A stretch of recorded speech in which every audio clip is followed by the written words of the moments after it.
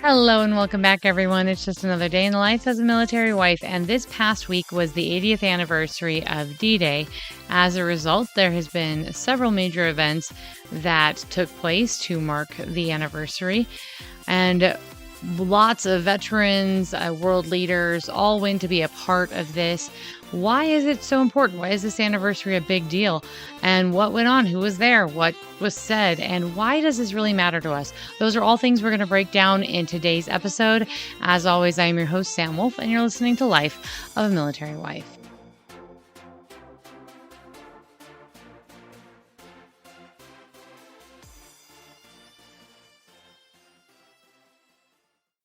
So I'm just going to make a general assumption that most people are very well aware of what D-Day was and when it took place and all of that.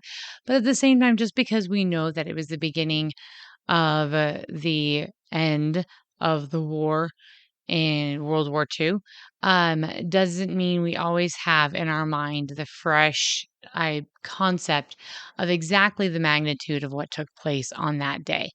So for that reason, I'm going to go over some basic statistics with y'all. So D-Day, or the invasion of Normandy and basically reclaiming the continent of Europe during World War II, took place on June 6th, 1944. And there was, of the Allied forces, more than 150,000 troops from the United States, United Kingdom, Canada, Free France, and Norway. And in that, they had an invasion area of a 50-mile stretch of the Normandy coast. The landing zones were broken up into 5 sections, and Omaha Beach, which was one of the sections, had the highest casualties.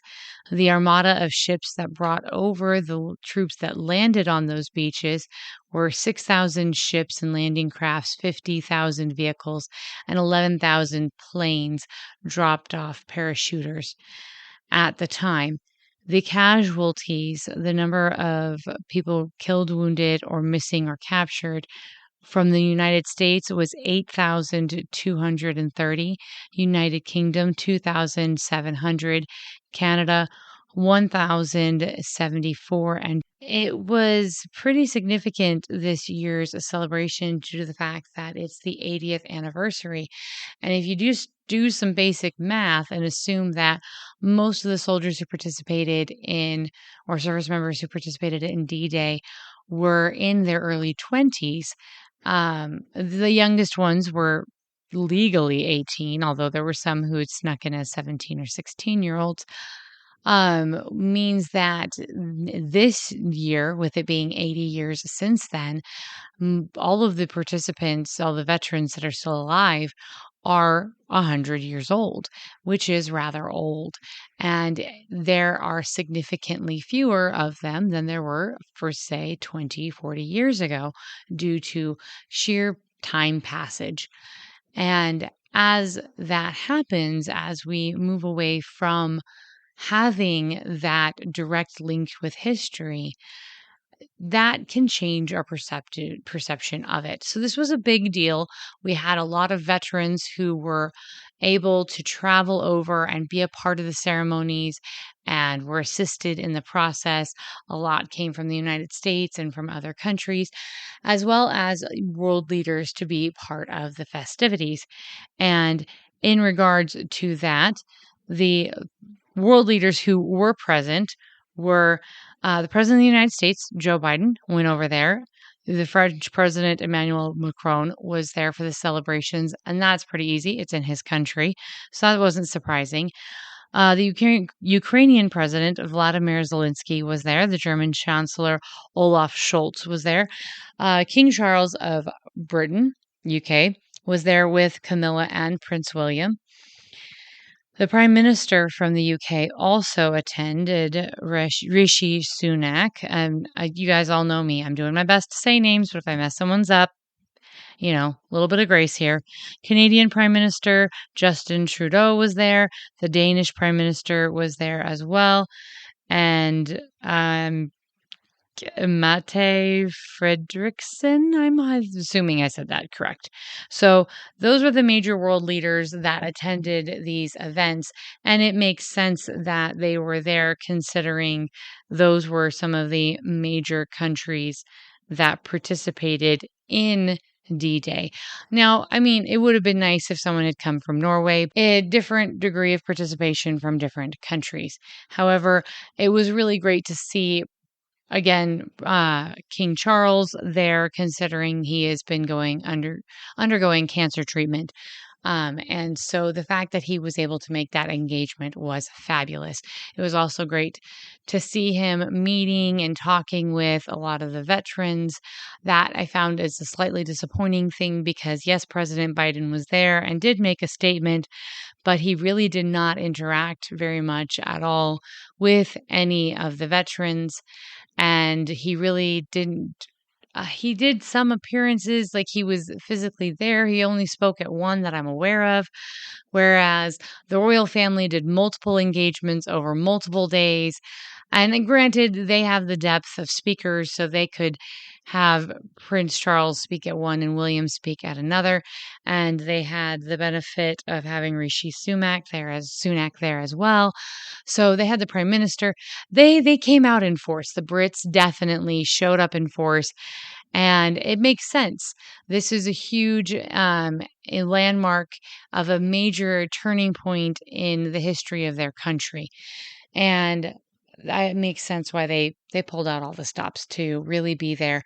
Also, I was able to see a really wonderful art installation that was put in by the British on the beaches of Normandy to represent the fallen soldiers, and it is fabulous.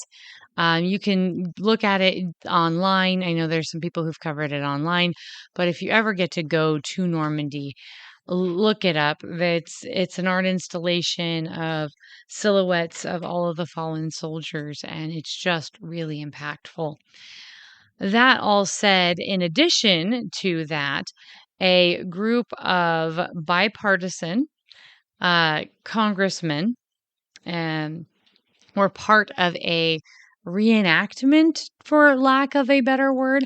I know that several of them, including several of the service members who participated in these reenactments, were very leery to use that word because they were not being shot at. They did not have obstacles and mines and all the other things that needed to be traversed that the soldiers encountered on the actual D-Day. And so a group of them parachuted out of a vintage, like this their plane was there, um, eh, onto into France, and then another group were part of the landing recreation or experience. So a bunch of active service military, as well as um, journalists and some political representatives from different places participated in going on landing crafts and walking up the beaches and up the cliffs, just to kind of get a feel of the terrain that they experienced. This is without any of the difficulties, obstacles, mines, or fire from enemy artillery or guns that the soldiers the day of actually experienced. But at the same time, being on that ground, seeing that terrain, you still are able to appreciate it from a level. There was a really funny quote from the representative from Florida when he was interviewed.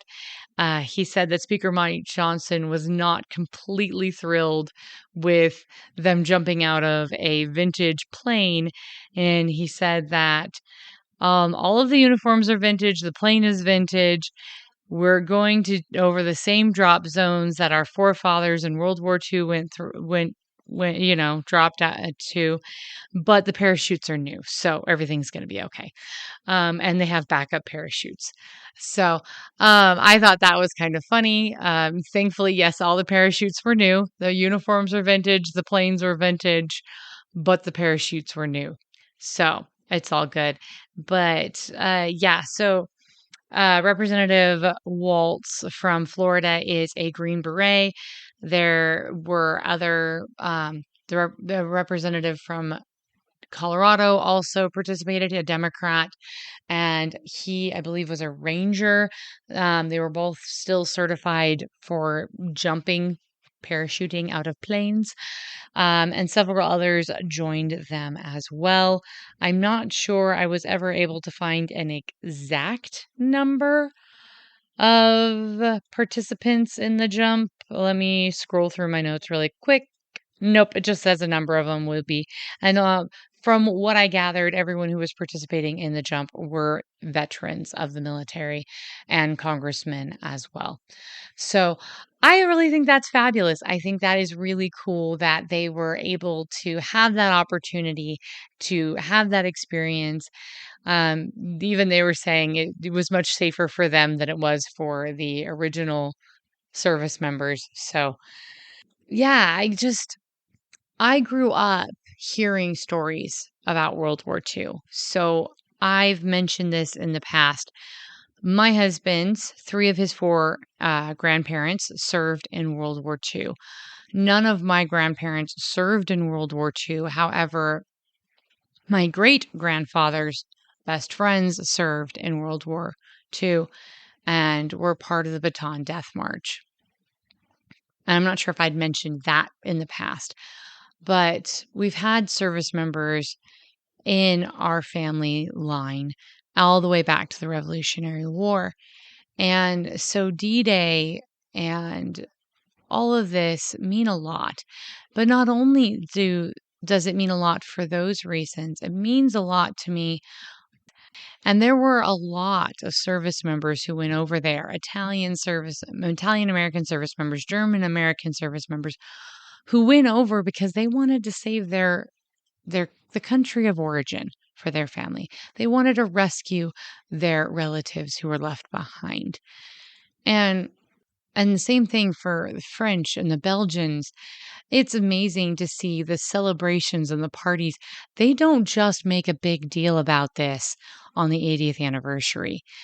This is a big deal in France, and this is a big deal in Belgium and the Netherlands and Denmark. This is a big deal. Liberation is a huge deal to many of those places. They ask for representatives of the military that helped liberate their small town or area to come over almost every year so that they can celebrate them and honor them. This means a lot to them.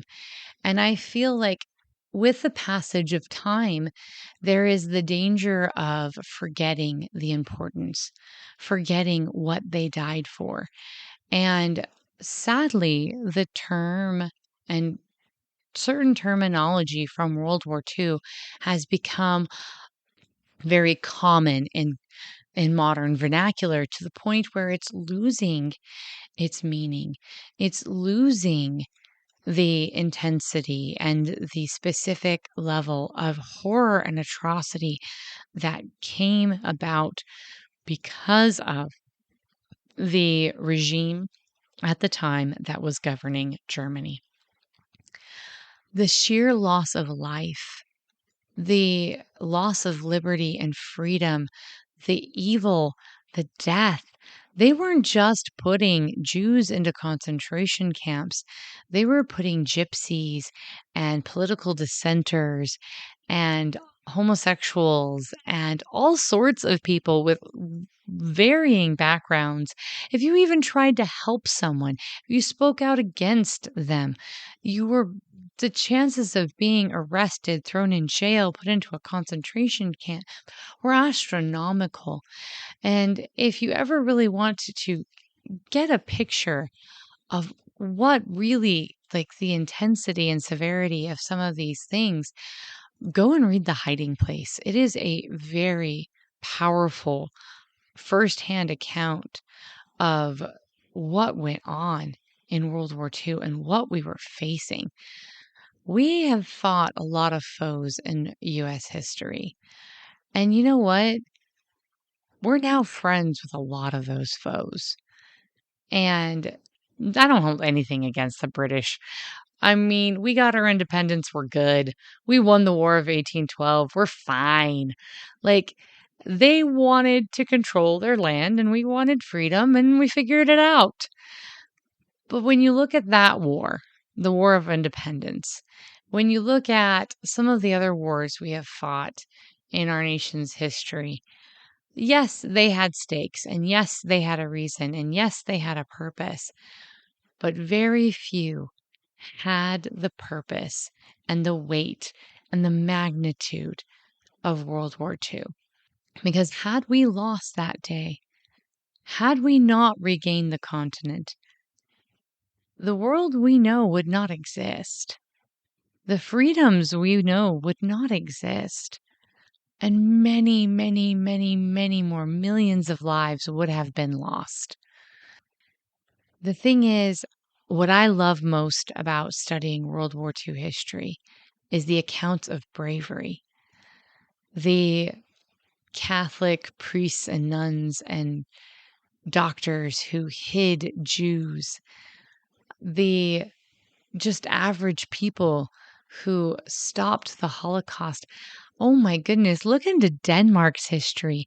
The amount of Jews that they rescued, they did so much to save people from their country because they didn't look at them as being different. They looked at them as fellow countrymen.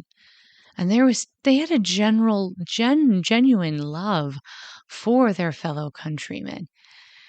There are acts of heroism and courage and bravery that are awe-inspiring. And I have often asked myself, would I have done that? Would I have had that courage? Would I have had that bravery? And in all sincerity, it's not something I can answer. It's not a question I can answer because I don't know. Until you are in that place, until you are in that moment, you don't know how you are going to act. But here's the main takeaway for me. What did they die for when they died for me? What did those young boys struggling up that hill without a single thought of turning back and giving up and quitting, what did they die for in that moment? They died for my freedom.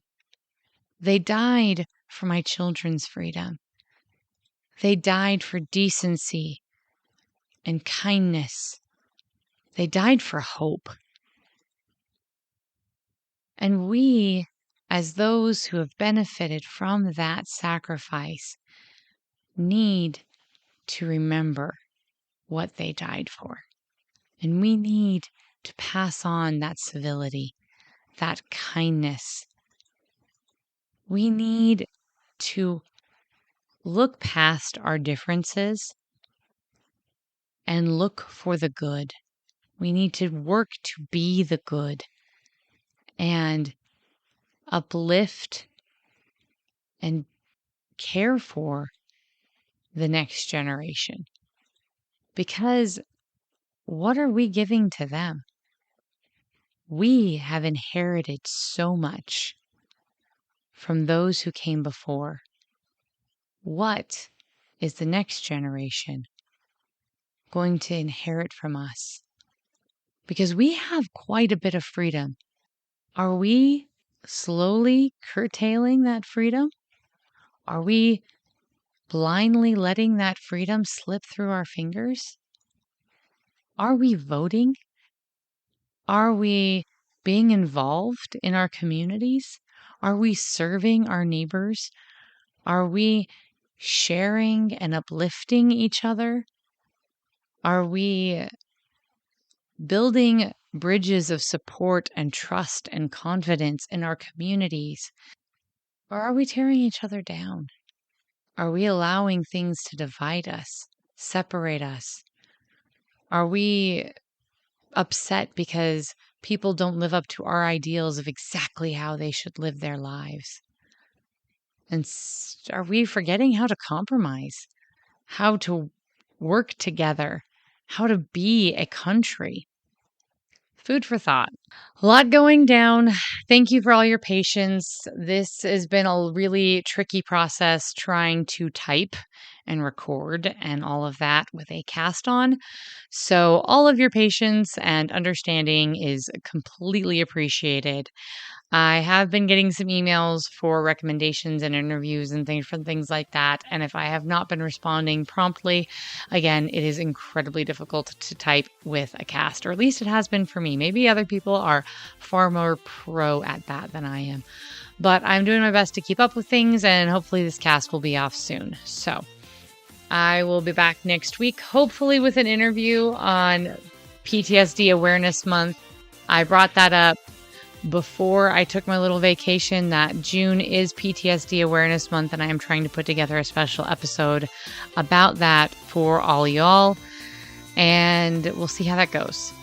So, with all that said, let's work on being the good that we want to see in the world. And as always, I'm your host, Sam Wolf, and you're listening to Life of a Military Wife.